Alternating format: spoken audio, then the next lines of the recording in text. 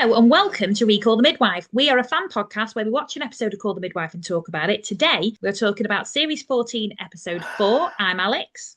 I'm Becky. I'm Jen. A reminder that this week's episode deals with abortion, miscarriage, death and loss, and disability issues. So if those topics are ones you'd prefer to skip this time, we understand and hope you join us for the next one. Gail Mason is expecting her first baby. Meanwhile, her mother, Peggy Wrigley, who's 46, discovers she's expecting her 8th baby. She asks Dr. Turner for an abortion, but when she suffers a miscarriage, she's admitted to hospital. She decides to have her tubes tied, but suffers complications and passes away. Sheila encounters Andrew and his mother, Jill Trotwood, at the laundrette. Andrew suffered a brain injury after catching measles.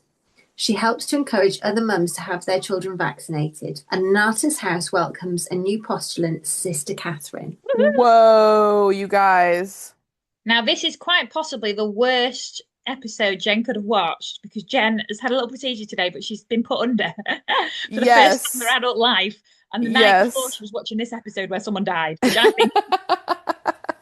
I was watching it last night. I was like, "Oh my Christ!" Oh my gosh! So listen. In the long tradition of notable and well-lauded media figures being brave about their medical procedures in an attempt to encourage others to get routine preventative care, I will just tell our listeners that I am a woman of a certain age, and same age as Peggy Wrigley. Peggy Wrigley, yeah. When she said she's like, I'm 46 and I've had 7 kids. I was like.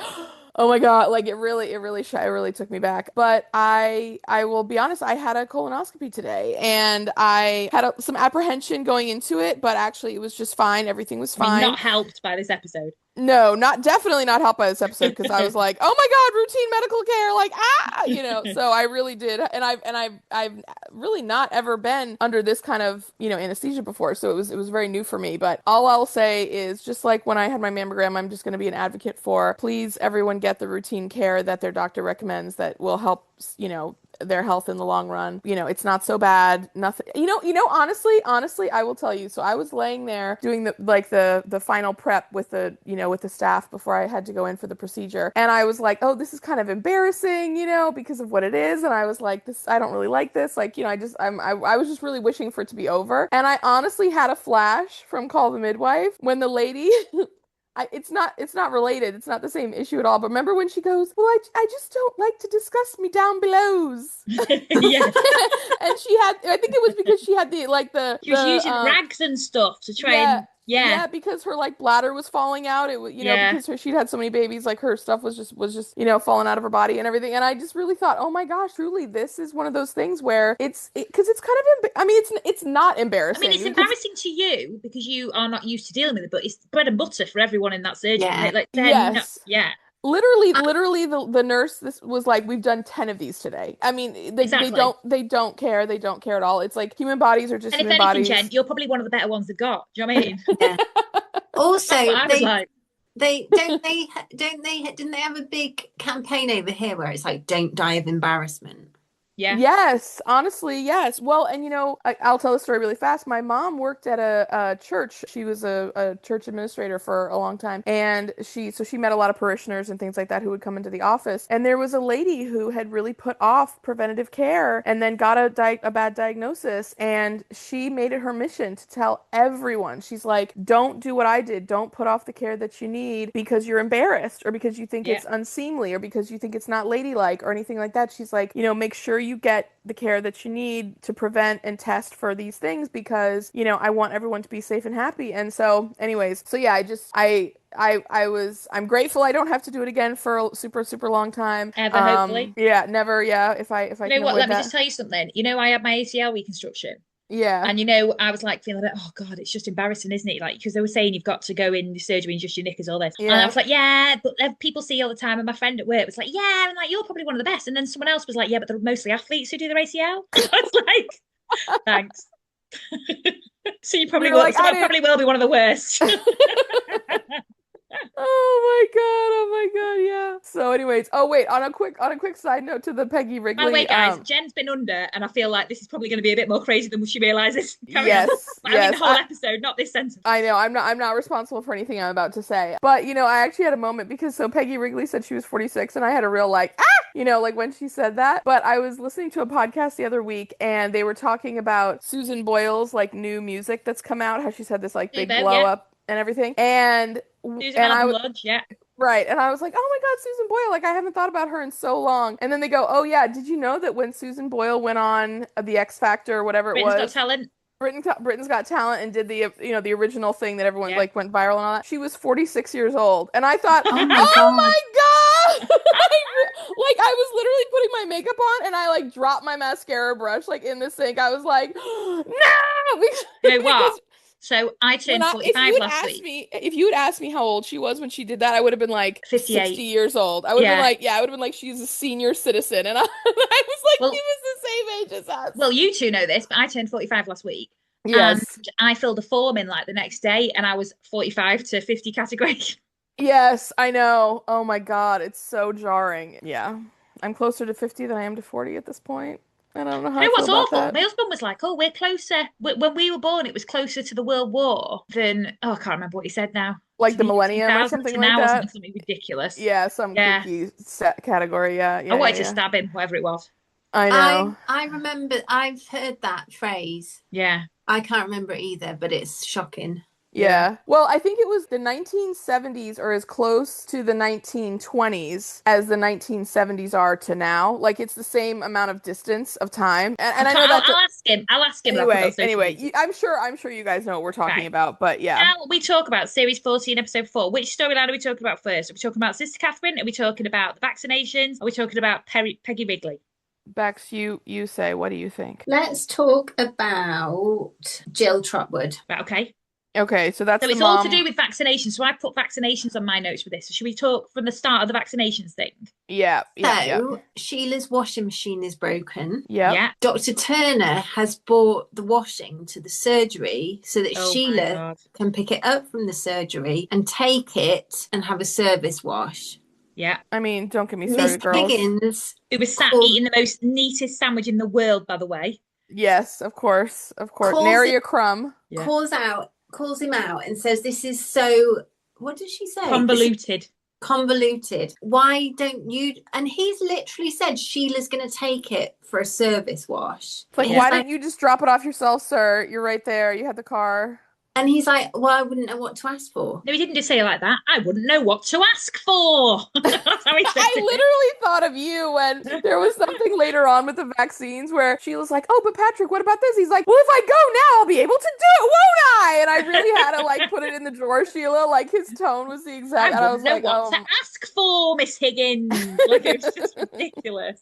But then Sheila goes and literally asks for a service wash. It's like literally that was it. Yeah, it just like. But also, it was a massive thing of stupid. washing. It just made her look tiny. I just thought, what the hell? I was like, literally, then it was bigger than her whole body. Like it was like she was carrying her own body in a sheet bundle. So they're doing measles vaccine, and it's quite a new vaccination, and they're struggling on uptake. People aren't into it. Miss Higgins is talking about printing posters and all that. And then we meet Andrew and Jill Trotwood when she takes it. So obviously when she actually goes to the only reason they've got her in this bloody laundrette is because that's it. Yeah. Mrs. Williams is always Mrs. Wallace, not Williams. Mrs. Wallace is always at this bloody laundrette now. So that's the new set. So Andrew and Jill Trotwood are there, and Andrew banged his hand in the laundrette. He's a little boy, and he's suffered some brain injury once he had the measles and had started having seizures, and so he's got some kind of like repetitive behaviors that he will do often, and one of them was banging the door of the thing. I actually kind of couldn't believe that he was able to bang it hard enough that it caught his hand to cut him. But those big machines in the 50s, 60s, 70s, they're all made of real like heavy steel. Yeah, okay, that makes more sense. Because I was like, I thought there would have been like a safety latch or something that would have kept. Well, maybe it's incidents. Well, incidents like this, I'm sure, were the reason why they redesigned it. I think they just needed a reason. Yeah. It was a nasty little cut in Sheila's. Oh, what a nasty little cut. Yeah, and of course, Miss Wallace had a first aid. Oh, hang on, she said cut. Yes.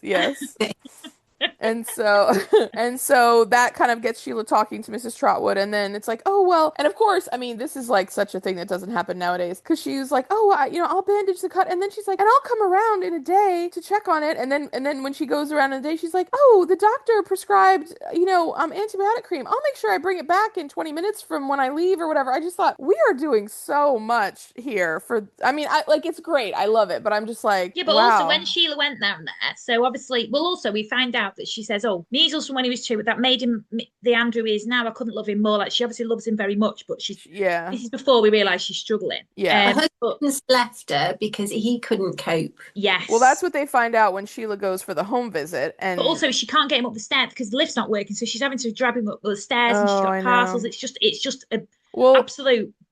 What's the word? When you're doing loads and it's just laborious, like she's just got this a lot on her plate.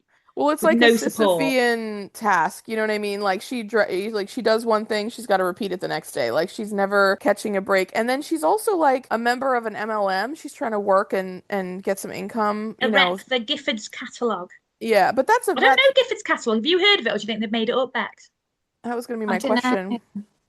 Do you think it's like the Avon? No, I think it's like catalogues. Like, do you remember like clothes and Littlewoods? I think it's like that. Oh, okay. JC Penney, maybe? Did they have a catalogue? See, I'm thinking of like a Sears catalog, but the thing is, I don't ever remember like reps ordering clothes. Maybe I don't know. I don't remember. Avon to me is the closest thing I can think of over here to what she was talking about. But I know that was more like Avon, makeup. But it was like clothes. So but your rep would come round to your house and you'd order what you want, and then they'd bring it. You'd get it delivered to your house. Yeah, but that was only with the Avon catalogue. No, it wasn't. It was also with other catalogues as well. Oh, we might have your had parents them over might here not have done too. Yeah, and I just don't know about it. I mean, because I know that there was so much mail order, even in the U.S., like in the heyday and everything. But anyway, so she's trying to make money doing that, and she's really struggling because it's like her house is filled with all these orders and boxes, and she's got to organize it and make sure it's all correct and everything. And then and caring for her son is truly a full-time job. I mean, and she gets no respite. She's got no help at all. She's got no family around. He used to go to a special school in Essex, but the council stopped paying for it, and they said he needed to go to a special school nearer, but there isn't one. Right, exactly. And she's really isolated too, because she can't even she doesn't have any mom friends or anything. She can't. She's so lonely. Like when she walked by the cafe and she saw those 3 middle-aged women, or adult women, whatever the age they were, like sitting and having a coffee and laughing together, and that wistful look she had on her face. I know. Oh, I really felt for her. And as we all know, there is nothing better than sitting chatting with your pals. Like there is, do you know what I mean? Oh, absolutely right. Yes. As all you listeners can attest to. All our fans, if you begs. So yes, exactly. Our adoring fans. So Sheila goes to Sister Veronica, and Sister Veronica's not aware about this. Sister Veronica's no idea that his funding's been pulled. Yes. And Sheila is doing a lot of brow furrowing. She's very worried. She does very good brow furrowing for when she's worried, does Sheila. Then cut to a scene where Mrs. Trotwood. So Sheila's about to visit, but we don't know this at that time. All we see is we see the flat and Mrs. Trotwood. What's her name? Jill Trotwood. Yeah. She's losing it. She's trying to count stuff for this catalogue. She's trying to get stuff sorted. Boxes bloody everywhere. She's under loads of pressure. Yeah. She basically shouts at Andrew, and then Sheila knocks on the door. Like Jill just like, oh God. Yeah. And you can tell she feels so bad because, like, Andrew just he struggles to be able to, like, listen. And so she says, she acknowledges him, but then he just keeps doing the behavior. And it's not his fault or her fault, but it's just stressful. And she just doesn't have a break. It's stressful with all kids. Like, it's stressful with all kids. Yeah. But it's the fact that he doesn't have other kids to play with. He can't run around. Like, he's getting frustrated. She's getting frustrated. They're in this, like, tinderbox of just frustration. Yeah. And nowadays, I think they realise the importance of respite care for families that are in this situation. Yes. 100%. Now, in the meantime, Sister Veronica goes to the council and fills in loads of forms. She's like, forms? You give me the forms, mate. That is my. She said it's like her meat and potatoes or her bread and butter, or she's like, it's my love language is like filling out forms and everything. Yeah. But she was basically saying, you give that to me. But then cut to the scene of Jill crying how she feels so alone. Hold on one second though. What was funny though was when she goes to that guy's office and he's like, well, he's like, it's a lot of paperwork if you want to do this or anything. She's like, give it to me, big boy. And he literally hands her like piece of paper. I'm like, y'all couldn't hand her a stack of like, come on, like it's just like literally that's just Form 1. Let's just exactly. pretend that's just Form 1. I'm sure it was Form 1, but it was just funny. I was like, you should have just like opened a drawer and like pulled out like a book worth them and like boom, and just made her fill out tons. She's probably got like another like to go through a riddle with a cross the bridge with a troll and all that. Exactly. Bit. Well, you know what it made me think of, like Miss Higgins and all of her magic work that she does with. Yeah. She's like, there's nothing that highly organized paperwork can't fix, and they go off together. I had to go to Bob's school the other day and fill in this paperwork because she's going on a 2-night residential and we're going to a spa, guys. Oh, the perks of having an only child. So that's what happened for my birthday. I was like, get us a spa day. So she's going to this trip. I had to fill in all these forms.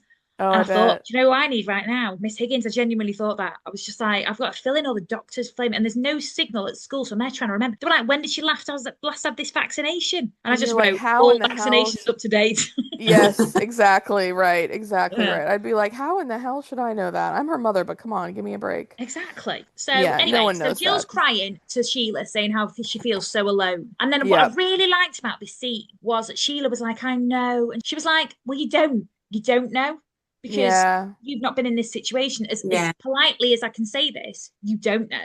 And I actually really appreciated that because I thought on these shows, because obviously they were working in the medical field and stuff, I think it's probably quite easy for us to think, oh, they do know. No, they don't. They don't know how alone she is. They don't. She's got a husband. She's got kids who are healthy. She doesn't know how alone he is. And also, he was having a great time at school. He was learning stuff. And then suddenly they pulled that away. It's just so unfair. And then she's left with that anger and the frustration and alone. It's just awful. Mm-hmm. Yeah. And as much as, the thing is, it was a very beautiful scene. I'm glad you highlighted that because as much as someone can genuinely try to empathize and sympathize with you, and you can really feel that they are caring for you and know that they are trying their best and like meeting you there is truly something inherently isolating about going through a certain type of really almost any serious experience, because unless you're with someone who's been through almost the exact same thing, you do feel that way. So I like that they did it so compassionately, because like you said, Jill was so like, she's like, listen, she's like, I know you're trying, but you just don't, like, she didn't say it in a mean way. She said it in a very lovely about it. Yeah. And so I like that Jill was able to kind of say that for herself. I agree with you. I think that was very well done. It was compassionate to both women in that moment. Yeah. Because Sheila is trying her hardest to help. At the same time, respectfully, she doesn't know what it's like. She doesn't. But also, like, how sad in this, because of as they start to do the paperwork and everything, they say at this point in time, whatever year this is in Britain, 68, 70, something like 70. that, disabled children are not legally entitled to an education. Exactly right. Yes. And that really broke my heart. Well, we're not shocked. We know about this because, do you remember Susan Mullocks? Yes. Yes. It was the same. We found out about that then. Now, I did think it was quite, like, what's the word? Handy. Do you know how Violet didn't even know that it wasn't, and like, obviously, of course, she was mad. There's loads of stuff, but she was like, well, a bill's going through Parliament to say all kids deserve education. I thought that's fortuitous. Yeah. Well, and of course, like, it's wonderful that they have this magical connection to somebody who can actually really pull some strings. Yeah. Because, again, it's kind of like when Trixie was like, well, like, oh, you didn't know that Reggie is the mayor's son? And he's like, and she's like, well, it shouldn't matter. It's like, well, of course it doesn't matter, but, like, still, it helps that she's got the in there, because then... Well, exactly. So then Jill sees a poster about measles vaccinations, right? And then she has an idea, and she goes into is it the doctors or to the... She goes into the doctors because she sees Higgins. Yeah, because she's like, oh, I can't stay. Andrew's outside, but do you have any spare measles leaflets hanging around? Can you spare me? This was like a true Norma Ray moment. I know that's like a dated reference, but like this was very much, is Norma Ray the movie I'm thinking of? Anyway, or like Silkwood or whatever. It's like anyway, you're going to say what she does. Say what she does, because it's really good. Well, she goes to the school and she does an amazing big speech to all the mums outside about protecting your child. She times it perfectly for school pickup. Yes. I can't turn back the clock, but I can say to you today, vaccinate, vaccinate, vaccinate. You and your child have a chance that me and Andrew never had. Don't waste it. Vaccinate. Now, it was a really good speech and it was brilliant and it was impassioned and all this, right? It was, but it was also it was a bit frenetic and she was very upset. And Sheila stood there, and instead of Sheila going over to support her Like she's like a bit upset and a bit nervous and a bit anxious and a bit like this is actually upsetting for her. Sheila was smiling from ear to ear. She couldn't have been happier. I She was just know. like, I know. it was like it was a really heartwarming scene. And it was, the intention behind it was good. But like you said, she was just a bit frenetic Upset. about it.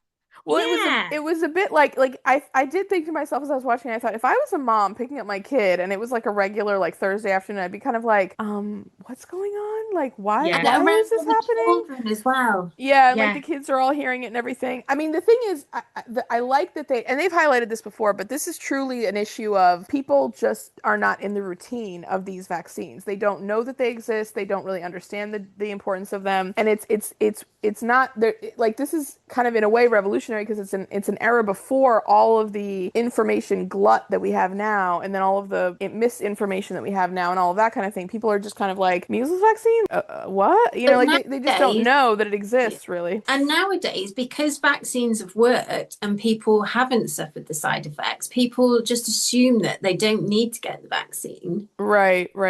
Yeah. And actually, everyone's completely ignorant to what it's protecting against.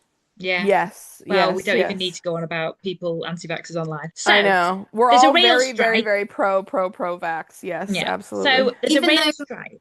Oh, go on. Even though we a fair bit of medical Misinformation. Yeah, we're not spreading it here, guys. So there's a rail strike, and we've spoken about this. Dr. Turner was like, "There's a rail strike. There'll be no vaccines. What are we going to do, Sheila?" Why did they figure that out like 10 minutes before the vaccine event, though, y'all? I mean, come on. Like, they literally knew it for so long, and then it was like, wait, today? I mean, it was I just forgot about this part, but straight away in my head, I was like, he's got a massive car. Just send him in his car. Just send him in his car. Just But go in your car. also- Dr. Turner. I Yeah. was like, surely it can wait a day. Yeah, Well, not I if just thought what everyone's you'd do there. is, Not if well, I everyone's just there. thought what you'll say is, when you get to clinic, I'm really sorry, everyone. It's going to be tomorrow now. And they'll be like, oh, we'll come back tomorrow.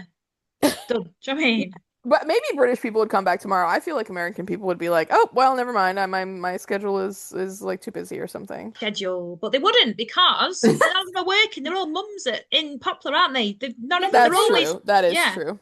Yeah. It's very rare you get working women still. I just have to say, like, I couldn't believe that Dr. Turner was just allowed to like go and get them. I mean, I'm glad for the time and the storyline. It made sense for him to do that, but I just thought he could just go and get them. Like, oh wow, I mean, you're okay, used like, to this is the 70s. This is Britain in the 70s. right, exactly. Well, in America, it would have been like on a truck from like Ohio, like 5 states away. You know what I mean? There would have been Yeah. no way. But of course, for him, it's like, you know, an hour away or something. He can Yeah. go and get it so easily. But So yeah. Sheila takes Jill to the vaccine clinic because she wants to show her how her hard work has paid off. And Yes. also, it's very good because that gives her and Andrew company and gets them Yeah. involved, which is really, really cool. And I like that scene. Yes. Sister Veronica was stalling. And they were like, I'm going to have to take out the big guns. And then she just stood at the front and was like, we've got biscuits for you when it comes. I was like, right, is that it? Was that your big guns? Well, she said, she's like, do you want me to resort to cheap thrills? And Sheila's like, yes, do it. And then she's like, okay, ladies, I thought she was going to sing, guys.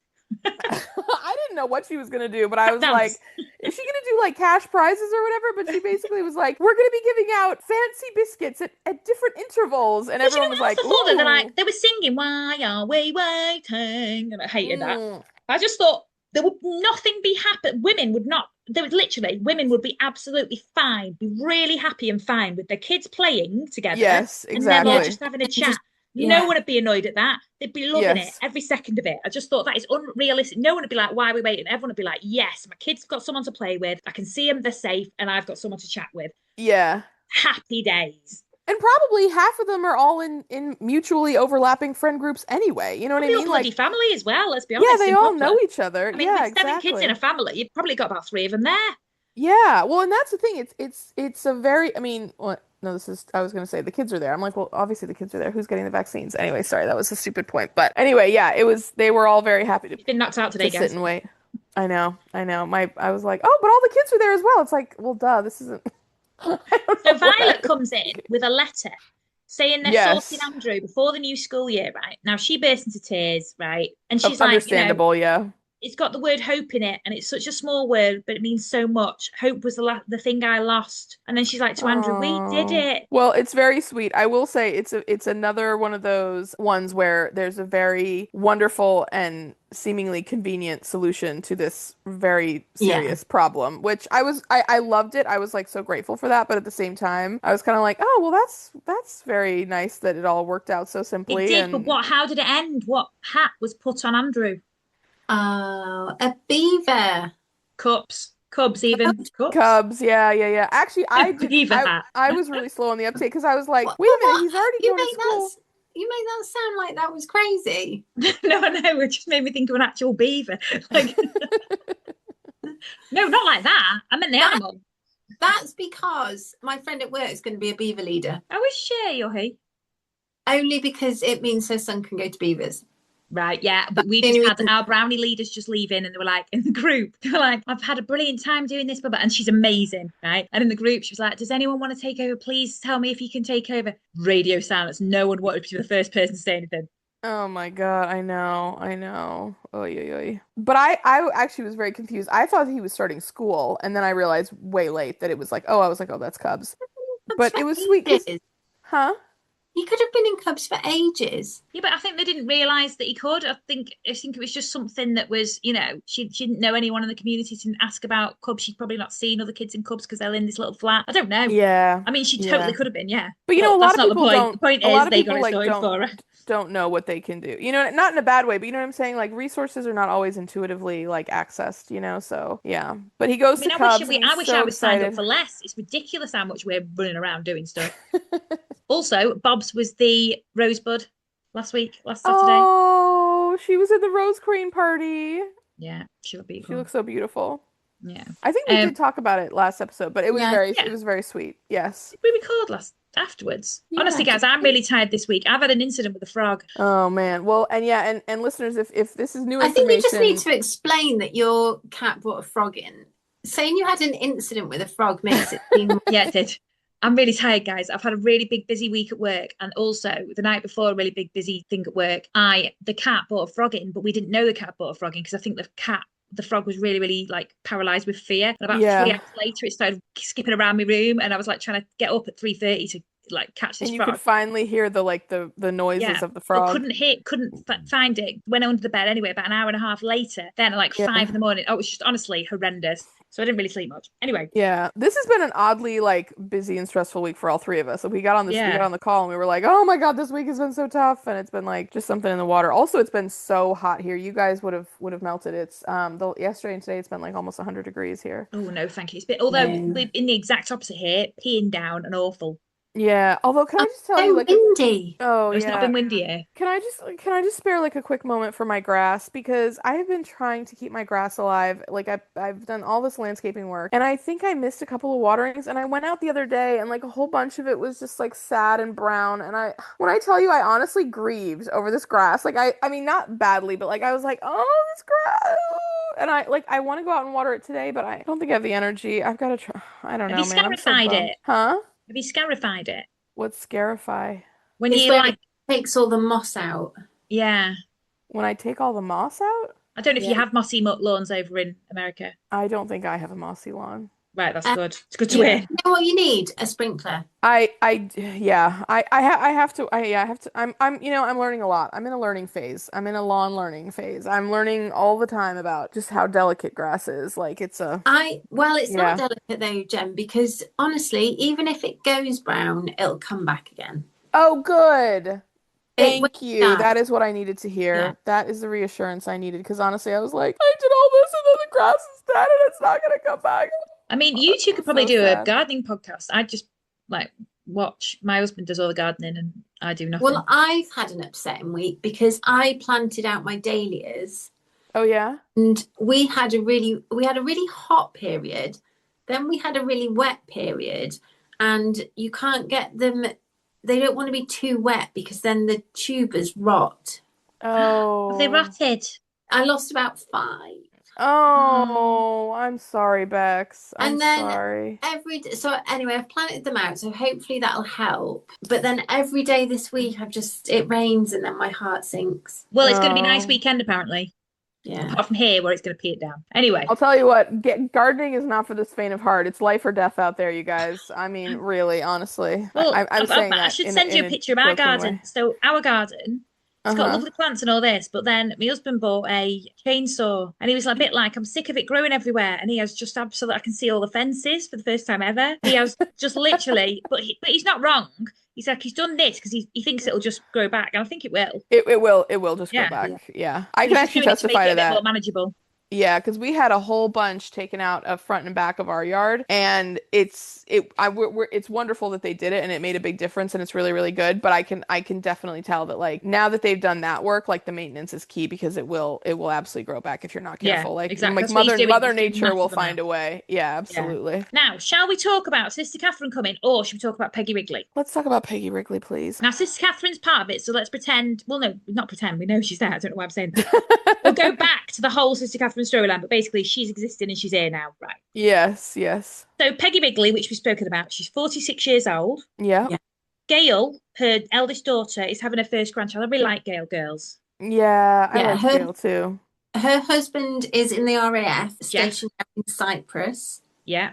And she wants to see the doctor, and suddenly she goes into the doctor and she's very, very serious. So that all of a sudden, and she says, "I'm 46. I think I'm in the family way again. I have 7 kids already," and basically asks for an abortion. Now, Dr. Turner's concerned face here. I know it was a really hard scene, and it was his concerned face made me absolutely howl. I'm sorry, everyone.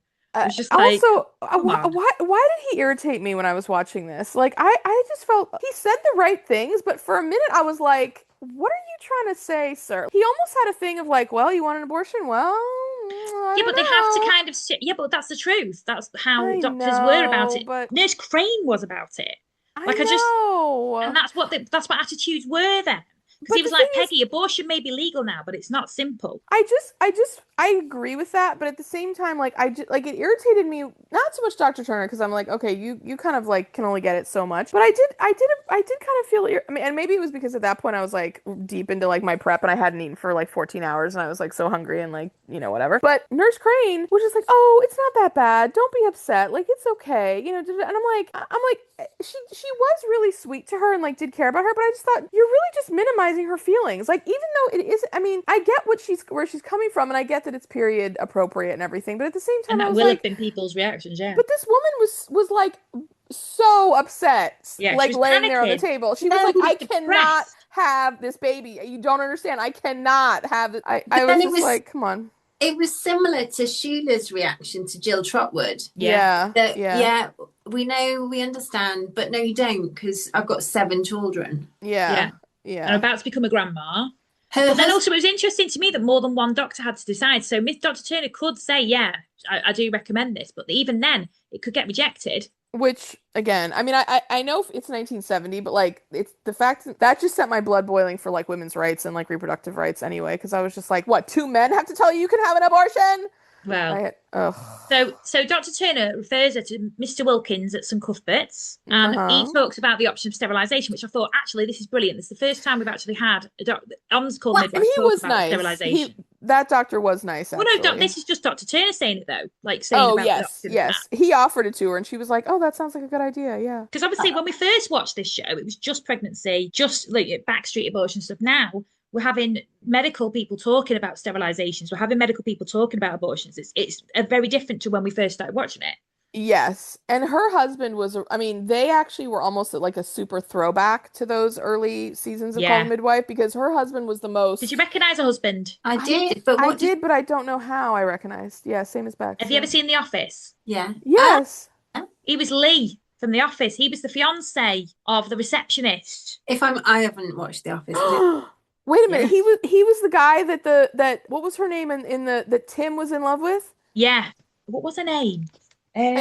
Over here, her name was Pam, but what was her name? Was it like June or? I don't know. Oh my God, that's but so crazy. What annoys me with her storyline is she was 46. I know that's our age, but everybody's like, well, your fertility just falls off a cliff edge once you turn 35. I know. Not like she was in the peak of her fertility. Well, and the thing is, she was 46, but like when they showed all the 7 kids, she's clearly had a kid in the last, like either she was like 40 or 41 when she had her last kid, because like the 2 youngest little girls, they were like young girls. Which in those days was quite old. Yeah, she was probably like having her last kid when she was at least 38 to 40. I mean, there's no way that she wasn't 35 plus. Like, and I even wondered how old was the oldest daughter, because I'm guessing 25. Oh, you thought so? Okay, that's what I was wondering. She was married. Do you know what I mean? Yeah, yeah. But I don't know. I just thought this having a tubes tight, it's not urgent. What? No, but while they're in there doing the D&C, yeah, no, I know it because it's a really invasive surgery for a woman, you know.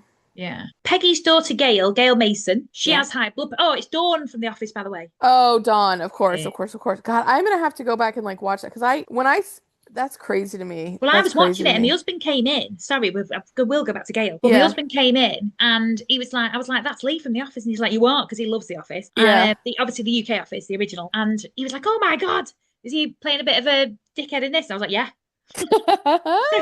he looked very tan in this. Like he looked very brown. I was like, live in Spain the rest of the year or something. Yeah, he just came back from Marbella. Like he spent like 6 months there, you know. Yeah. So anyway, so Gail's got high blood pressure now. A mum, quite right, I would be exactly the same. Yeah. I think all yours would, and mine would. You're coming home, right? That's it. You're not staying on your own. You're coming home with me, coming home to a house full of 7 kids, coming home with me. And I thought, that's not, that's not going to be that relaxing. But, I can see why she wants to look after all this, right? Now, it's a really busy house. And of course, like, the thing I thought, too, with her was, like, you've just had it, like, 5 minutes ago, you had a meeting with Dr. Turner where you were like, I have 7 kids. I can't do anything else. Like, I'm so overworked. Da, da, da. And then immediately she's like, okay, like, I'm going to bring my pregnant daughter who needs, like, care as well. She's a mom. Of course, that's the thing. She just keeps on taking on more and more and more. Yeah. I know she doesn't want a baby, but she's genuinely excited about her first grandchild. Oh yeah. She's super excited. And she's a fantastic mum. Like Gail's gorgeous. I think she's great. All the other kids seem lovely. And so she's sweeping around. It's absolute chaos in the house full of kids, but it's still clean. It's tidy. She's organized. She's making food for 8 people every day. Yeah. I mean, like just let's take a moment of pause for that, okay? Because that is no small task. Like, oh my Lord. Because Gail's getting fed as well. She's got a second. Yeah, really. But yeah, so they're talking, and anyway, she says a catchphrase. I don't know what they're talking about. Like, something about money or whatever. Then she's like, you know what I say? I can't afford mint. I can't afford champagne. I can't afford to be tired. They were like, they were basically like, put the broom down or something. And she's like, you know what I say? Yeah. So then Dad walks in and it's Lee from The Office, and I was like, oh my God, it's Lee from The Office. Look, it's me from The Office. And of course, he like literally does nothing. He just plonks down with the paper at the table and then starts like criticizing everything. Yeah. Well, they've basically spoken about how he is a docker. He's been on strike loads. He's basically down the black sail. He's never there. Basically, they're just slagging him off behind his back. Yeah, they're like, he hasn't lifted a finger ever since he's been like married to my mom. Like the only thing he does is like provide the paychecks, which is not nothing, but it's very old fashioned. Yeah, and Gail's like, but he wasn't been there for the births or anything. But Gail was like, Dad, why don't you go and get a job down the Sugar Works or somewhere else, or the toy factory? Yeah. And then it was actually his wife. It was actually a mum, Peggy, who was like, well, Wrigley's have been dockers for 4 generations. She's defending him there. Yeah. And he's like, I don't know where I'd be without your mother. I thought, hold that thought. And she's like, starving and full of fleas. I thought, yes. Yeah, for real though. Yes. So Nurse Crane visits, and she comes around, and she comes to visit Gail because obviously she knows that Gail's there for her like not postnatal checks, what they call prenatal checks. Prenatal, yeah. Midwife checks. And Peggy's out now. How many people thought? I mean, I don't know who else would have thought this. I thought, oh my God, she's gone to have a backstreet abortion. No. Oh, did you not? I actually didn't think that either, because I thought they were still in process with. I thought something else was going to happen to her. I didn't know what my mind did not go straight to miscarriage. Well, we see her. She's out and she's in pain, and I thought, oh no, she's had it done. And then she walks in. She basically in the middle of Gail saying that her dad never helped when she were babies or whatever to Nurse Crane. Peggy comes in. She's all bleeding, and she's saying, I think I'm having a miscarriage. And I was like, oh right, okay, she hasn't done that. But it's because I think it's like muscle memory of seeing so many of these storylines in the past. Do you know what I mean? Well, honestly, when Dr. Turner said that abortions were legal at this point, I was like, oh, okay. Well, I don't think I got that memo. So that was kind of new information for me at this point. Like I had not kind of connected that. So yeah, I get why you thought that for sure. So then Gail's like, she never even said she was having a baby. Like Gail was actually a bit like, not that I ever thought Gail was in the wrong, but I do think she was a bit, what's the word? She was a bit, what's the word? I'm really tired, guys. Like kind of selfish or indignant? Indignant. That's a good word, yeah. Well done, Bex. So she was indignant that her mum hadn't told her. And Dr. Turner comes around and confirms miscarriage. And they talk about the fact that they've already told her that she wants to get her tubes tied. And Gail's all really shocked at this. Now, I think they've done that to show, because obviously Gail ultimately has proper acceptance of it all and stuff, but I think they had to show a tiny bit of resistance when actually I don't know if she would be resistant to it. Well, and I think to your point, like I think Gail is just kind of like adjusting to the new information. Like I think if it all hadn't happened like so rapid succession, I think she would have been maybe handled it differently. But I think she was like, wait, miscarriage, wait, tube side, wait, this, wait, what? You know, and then I think her mom, I don't actually know that Peggy said anything, but I feel like there was some reminder to Gail of like, listen, your dad doesn't do anything other than knock me up. You know what I mean? Like I'm not gonna get any, like this is not his decision. It doesn't have anything to do with him. He doesn't care. He's not involved. Like, not to say he's not a good dad. He loves the kids and all that, but like he just ain't gonna be the one to decide, you know. So and then Gail was like, yeah, actually, you know, you're right. Like that's fine. The specialist at the hospital's like, we can do the D&C, but we can do the sterilisation at the same time while we're in there, kind of thing. Now at this point, Gail's really supportive and she's like, put yourself first for a change. So Peggy agrees to surgery, right? So she goes into surgery and Gail's waiting in the hospital for her. Now during this, then we cut to the patient turning blue. We cut to Peggy turning blue. At this point, I thought, oh God, Jen's having a thing tomorrow. This is going to be awful for her to watch. So I was like, oh! So the dad turns up. We see her turn blue. We don't know anything yet. The dad turns up and Gail's like, where the hell have you been? I've told you to come. Oh, you've been down the Black Sail, have you? Again, showing just... She's kind of over it with her dad, honestly. Yes. So then the doctor turns up looking very somber and he's like, please come with me, please sit down. Oh my God. So says there was complications. Terrible. It was absolutely terrible. She did not survive the procedure despite everything we tried to do. She didn't survive. And Gail was just absolutely horrified, burst into tears, and just a dad tries to like hug her or hold her, doesn't he? And she just completely rejects him. Well, and she's holding a bag. This was like a running thing with her and her mom. She's holding a bag. I thought it was literally like in a tin, like pineapple chunks, but she was talking about like a pineapple candy. And so she drops. Yeah, and so she drops the candies on the floor, and then the dad is like, "Oh no!" and he like goes to pick them up, and then he just basically like collapses and starts sobbing on the floor. To be honest, it was bleak, wasn't it? It was very sad. You can see he's really devastated, like genuinely, like, "Oh my God, my world has just imploded. I don't know what to do." You know, like he's as horrified as she is. I mean, but he says he wouldn't know what to do without her, and he really didn't. It's true. I mean, she was the executive, And I shouldn't laugh because it's not a laughing matter, but they were saying they think it's a pulmonary embolism. And then Dr. Turner was so flippant. He just went, I put money on an embolism. Yeah. It was like, but then even Nurse Crane is like, well, but it really doesn't matter what she died of. I was like, I mean, I just, the way that they were all like, well, she's dead, and like, oh no, and then it's like, yeah, but like, who cares what? I mean, like, not who cares what she died of, but it was kind of like, well, that's not really important. Like, the important thing is that she's gone, and I was just like, well, this is all very okay, Yeah. So they go back to the Wrigley's. So back to the Wrigley's house, and Gail's saying about going up the street asking for funeral clothes from other houses because they can't afford new. And he's like, well, you're making me ashamed. I can't buy new. And she was like, well, you're making it about you again. And then he was like, me? You encouraged her to have the op. You killed her. Oh, that was terrible. From the office. That was terrible. I'm glad Tim stole Dawn off you. Yeah, really. Oh my God. I mean, that escalated in front of all the kids as well. We've just I know. And then one of the kids just literally puts their head in their hands and starts sobbing. And I was just, it was terrible that he said that to her. And she looked totally... There was another really bleak scene. So Nonnatus' house was brilliant, helping the family on the funeral day and all that, right? Yeah. But the scene of him sat at the pub on his own, on a little table on his own, like men not speaking to him or helping him, just giving him a pint. That's bloody bleak, isn't it? Like showing that men don't speak to each other. And that actually was so depressing as well. I'm like, all these men know what you're going through, and not one of them is going to do anything other than just send a pint over the table. I liked that, though. I liked that detail because I thought, what? That's probably pretty flaming accurate. Do you know what I mean? Well, but like, no wonder these guys can't process any of the stuff that happens to them because they don't have any outlet for any of it. Like, they're just sat there and they're supposed to get drunk and then go home. It's like, what are you supposed to do with that? Yeah. Oh, I felt bad for him, actually. Like, that was so dark. Yes. Sister Catherine, who we'll talk about in a minute, so lovely. I love her. She goes to help with the kids, and the dad's like losing it, all the kids and stuff. Now, Phyllis goes to check on Gail, right? Yeah. And she says to Gail, look, it's time to come to the maternity home. You need rest. You're grieving. You're missing your mum. This is all awful. come with us. Because also, I don't think being in a house, even if her mum was there, being in a house with 6 other kids, that well, there is wasn't not even space for her at that point. And You know what also, I mean? Like, where was she gonna? like, I know she was a bit judgmental of her mum when her mum wanted the abortion, but now she will be stepping into a role where she's now parenting. Yeah, Yeah, 100%. yeah. And she probably has before for years, let's be honest, while her mum's been doing stuff or whatever. Oh, I'm sure. I'm sure. Sister Catherine put pies in the oven and peeled potatoes to get them started. I thought, well done you, Sister Catherine. That's actually outstanding. Yeah. And they found this box, which is for Gail. It's like a mum has got like all these bits together for her. Like, so she's still got some bits from her. I just thought, oh, I nearly cried at that bit.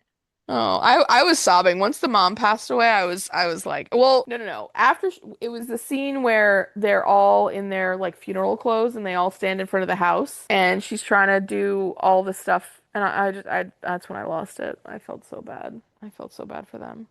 Yeah. So Gail then goes into labour and she's really panicky because she misses her mum. She wants her mum. And Catherine was so brilliant. Do you know what? Because I thought she's brand new. She's going to be a bit crap. She wasn't. She was so calm. She was so lovely. She was like, we're not your mum, but we're your midwives and we're here to help you. Right. Yeah. Now, then what did Nurse Crane do that was absolutely, completely out of character for Nurse Crane? She brought her dad in.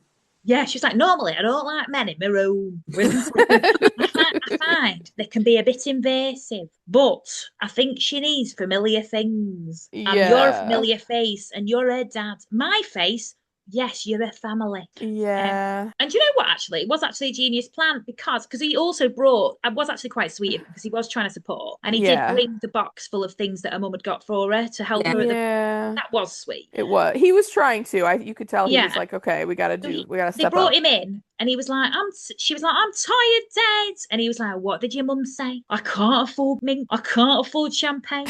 And I can't afford to be tired.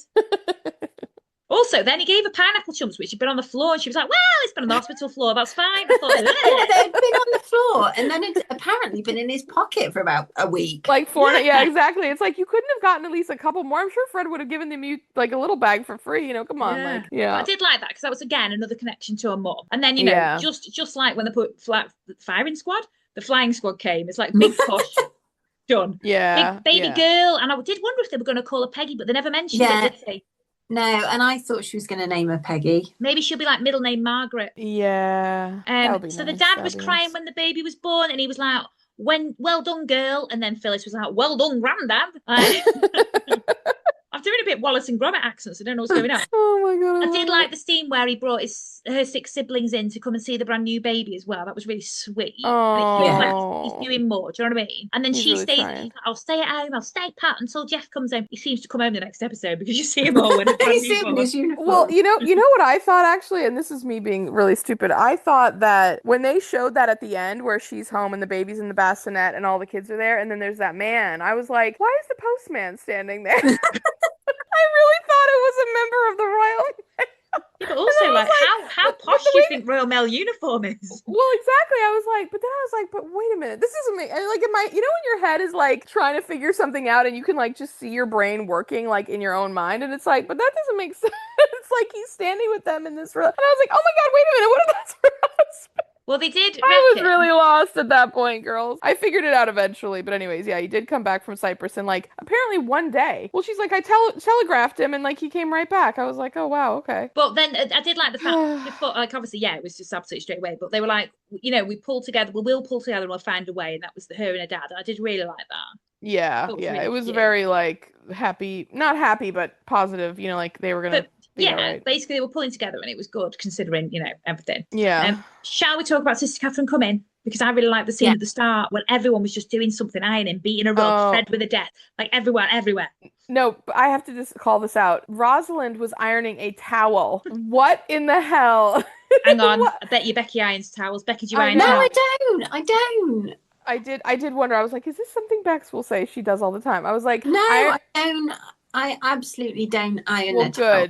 Good, because you're a woman of sense, and that is a ridiculous thing to do. I get ironing sheets. I don't iron sheets. I don't think there's any point to it. But like I do iron sheets. Yes, but I get why people do it. I think to me it's a ludicrous waste of time unless literally you have so much like time to do it, or what? Are you getting paid to do it, or Which you whatever? don't. But the thing is, now you've started it, you can't stop. oh, I can No, but stop I so am quick. an ironer. I iron everything. Well, not everything. I don't iron socks. I don't iron underwear. Why in the world would you iron underwear? I'm not My doing auntie it. does it. My auntie does it. I will iron a pair of cotton knickers. Like, I mean, that's mental. No offense. do you mean like boxers or something that get wrinkly? Ironing like regular cotton underwear, like it's a jersey fabric. It doesn't have wrinkles. You fold it and then it doesn't have wrinkles. And it No. stretches over your bum.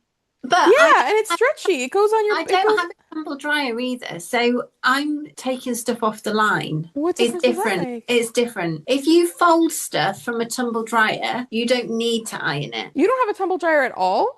No. Oh man. I've got a washer tumble dryer, but I don't ever use it. I've got the best setup in the world. Right, I'll just say this really quick for our listeners. I've got a really tiny little toilet downstairs, just like a shower room toilet thing, right? But we don't ever use it. So I have a heated clothes dryer next to a massive clothes dryer, which dries them all. Heated Airer. airer. Yeah, then a massive airer next to it, right? And then I've got a dehumidifier in there, and I close the door, and honestly, in about half an hour, everything is dry. Wow. It's next level good. I know. Wait, Wow. tell me you're 45 without telling me you're 45. I know. I have so many opinions about laundry now. Well, I peg everything out. I mean, I do that in the summer. When it's lovely, I do that as well on my whirligig. I do like it. I like the smell. But in the winter, how do you do it in the winter? I put it on the airer in my spare bedroom. Oh, my neighbour, though, has got a tumble dryer in her garage next to my house. And then when they have the tumble dryer going, they open the garage door. Oh, it smells lovely. Oh, do you ever? Well, I guess you don't. You wouldn't have When to you like, replace your borrow washing it or machine, you anything. should get a washer dryer back. That's what we've got. No, I really don't believe in tumble dryers. What? Well, they do exist. They're so wasteful. Oh my God. I mean, she's not wrong, to be fair. I cannot live without a tumble dry. Oh my God. I wouldn't even want to know what that life would be like. So anyway, Sister Catherine comes early. Sorry, everyone. Yeah. Sister Catherine is a postulant who comes, and I love it. Right? She turned up a day as normal. She's amazing. Right? She turned up a day early as normal. This seems to be like this big recurring. Oh, we weren't expecting you until tomorrow. Like just why always. can they never get the days right ever? I know. So yeah, that to your point. It's not like yes, they've got Google Maps, to be fair. But no. anyway, well, so they're communicating by post and all this business. Yeah, so. but she's got this basket of chocolates with her, and they're like, "Oh, you're bringing gifts." And she was like, "Oh no, someone gave me these." And they were like, "Oh, we'll put them in the charity thing." And Mojo just took them slowly. I love that scene.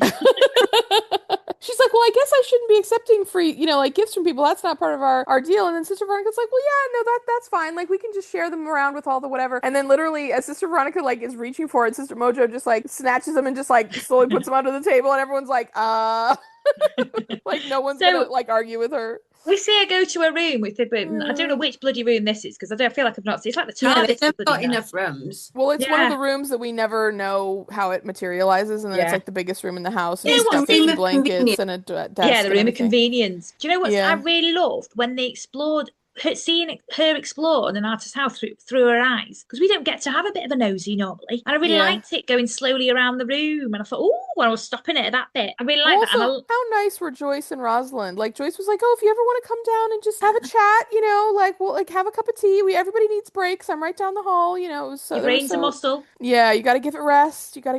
Oh, and that's because she's studying for her. What? Well, she's studying to be a nun and a midwife at the same time. Yeah. She's like a trainee nun and she's midwife. a bloody natural midwife. I can say that for nothing. Yes. So she was talking to Mojo about how she struggles with recreation, and she was saying how she was, did trampolining and golf, and so she's obviously very active. Which now she's not. She's going to be active going around on a bike and everything, so she won't struggle with that. But it's very different life being all sedate and stuff than she was. So she's stuck on origami.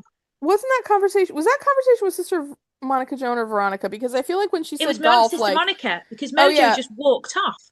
Well, Mojo was like, golf? Like, you could tell she was like, I don't know what's going on here, and I don't want to be any part of this. She was like, I settled on origami, and she was like trying to speak to Mojo. Mojo was just like, bye.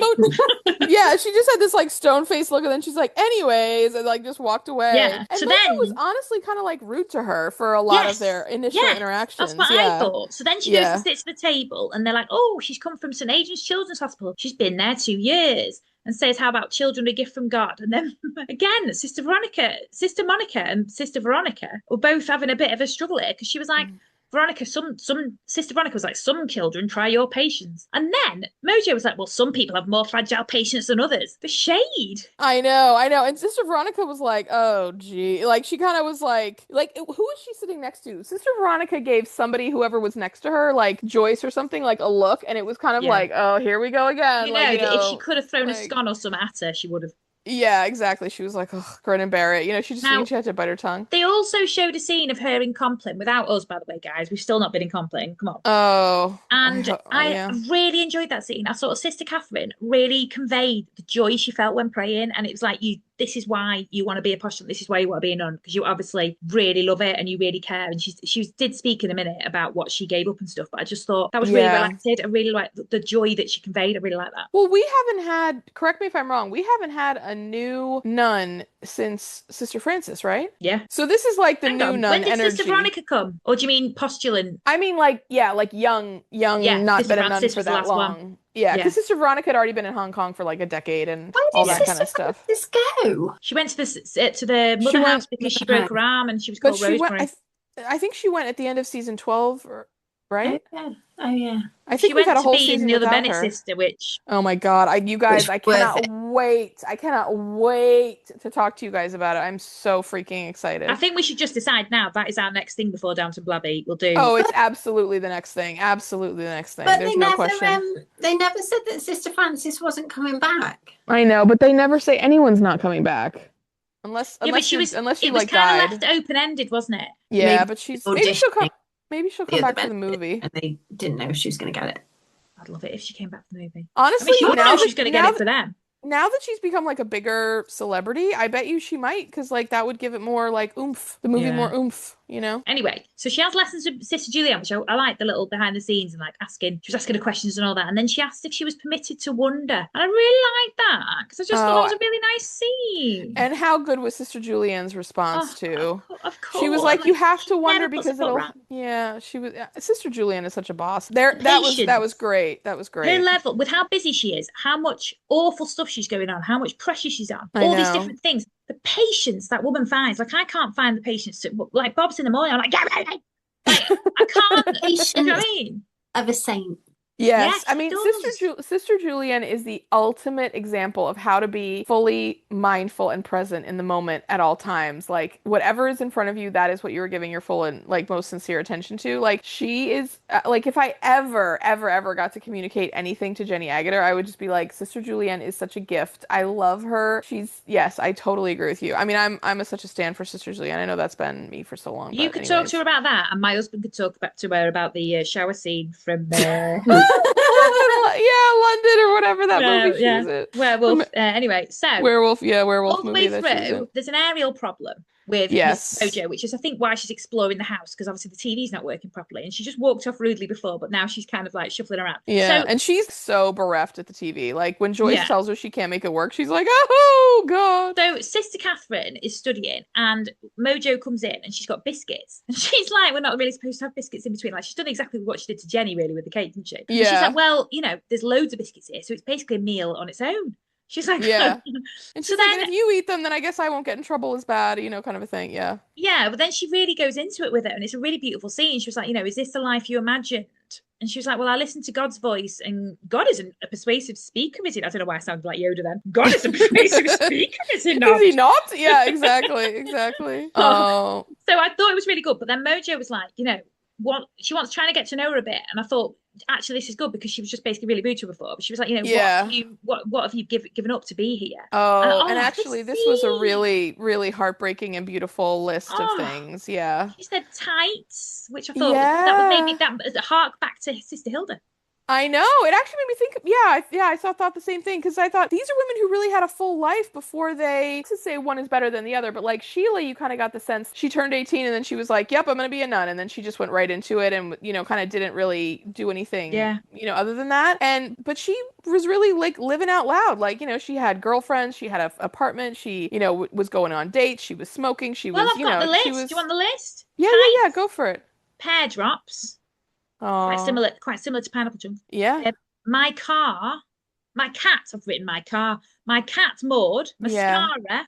Trampolining. Driving my Mini. I was like, you've given up a Mini. Yeah. Like, good on you. Waking in the flat I shared with my friend and putting coffee in the percolator. Oh. All my brothers and sisters choosing what to wear, eat, do. Sometimes I think I miss choosing most of all. But Yeah. then Mojo was amazing. She was like, sister, it is so much more. She was amazing at consoling. I actually thought that was a gorgeous scene and really helped to kind of consolidate. Yeah, I am a bit, nervous or whatever. It's the start of this journey. Is it the right thing? But actually, I think that really made her feel, yes, it is. And combined with how much joy she felt in Compline, I thought this is the right life for you, mate. Well, and I can't remember how she did it, but she found a really beautiful way to not disregard the things she said she missed, but bring her back to the reason why she became a nun in the first place, and kind of say, like I think you might have just said it, like, the Lord or your faith or whatever is like so much more powerful and so much more meaningful, and I know that, like, she just found a way to she just found a really beautiful way to kind of highlight the, like, build her up in that she already has made a really good decision, and that's sometimes as comforting as anything else. Not that somebody, puts you on a path, but that they remind you of the path you put yourself on. Also, she was bloody brilliant at origami. Those origami nuns were amazing Oh my God. They were fabulous. They were freaking fabulous. I was like, I want to learn how to make those. And also, Mojo whacked the TV and it works. So basically, she'll probably ignore Sister Catherine now for the rest of the time. But that was a really lovely scene. You know what else I really loved? Rosalind making cheese on toast with a dash of mustard. Oh, yes. Because, just lovely. But that just shows you. I shared a thing on our social media actually recently about a commune in London where it's like women over 50 and they all live together but not together. So they're all different flats. So they look out for each other, not after each other. Yeah. And I just thought that was her looking after it. Like, she was looking out for it. Like, we vegetarians need to sit together, but she was absolutely knackered. She just was like, oh, I just think I'll eat bread. And she was like, no, I'll make cheese on toast with that. She was like, yes, Rosalind, yes, queen. I just thought that was absolutely brilliant. Yeah. By the way, cheese on toast with a dash of mustard is freaking delicious. Yeah. I mean, do you know what's amazing? Bread, chili jam, cheese, melt it, cheese on toast. Oh, you know what? That sounds really nice. That does sound amazing.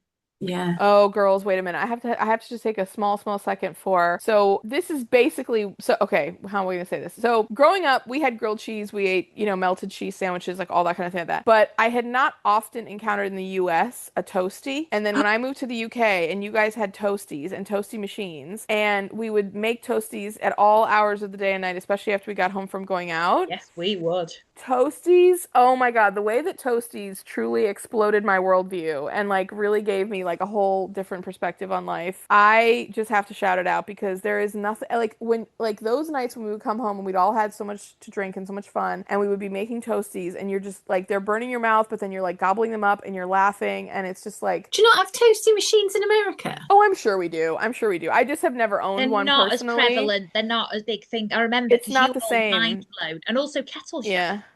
My mind. When you come over, Jen, we'll eat toasties every day. Oh my God, I would love you. Yes, we have a chili jam one. Yeah. Oh man, I've never done it in a toasty. I've only done it on separate pieces of cheese on toast. We should try a toasty. When I come over, we have a long list of foods to eat. I can't wait. Yes, but toasties I'm so excited for. Anyone got anything else to add? I feel like I did really good notes on this episode, guys. Sorry. You did great notes. You did really great notes. And thank goodness, because I could only do so much. This was after I was up with a frog. So, heroes and series then, ladies. My hero. Yeah, we didn't even ask then. That wasn't me editing. She just went straight in. Carry on. Go for it, Bex. Miss Higgins. Nice. Hero is Miss Higgins. Hero's Miss Higgins. Okay, yep. For calling out Dr. Turner about the laundry. Love it. Good and also for her, she put a thing of piss on her desk while she was having a sandwich. Yeah. And then my zero is going to be Peggy Wrigley's husband. Oh, Lee. Yep. Because I know he did come good in the end, but I was just like Act 1 Peggy Wrigley's husband, basically. Yeah. I mean, she loved him and they were obviously very happy. Yeah. I mean, she defended him, like she clearly enabled him to be the way that he was. Like she kind of wanted the life that they had set up for themselves. But yeah, I get what you're saying that, But even just the way his daughter's heavily pregnant. Yeah. And just the way he spoke to her, like, I know he's lost his wife, but still. Yeah, it was still very awful. Yeah, I get you. Jen?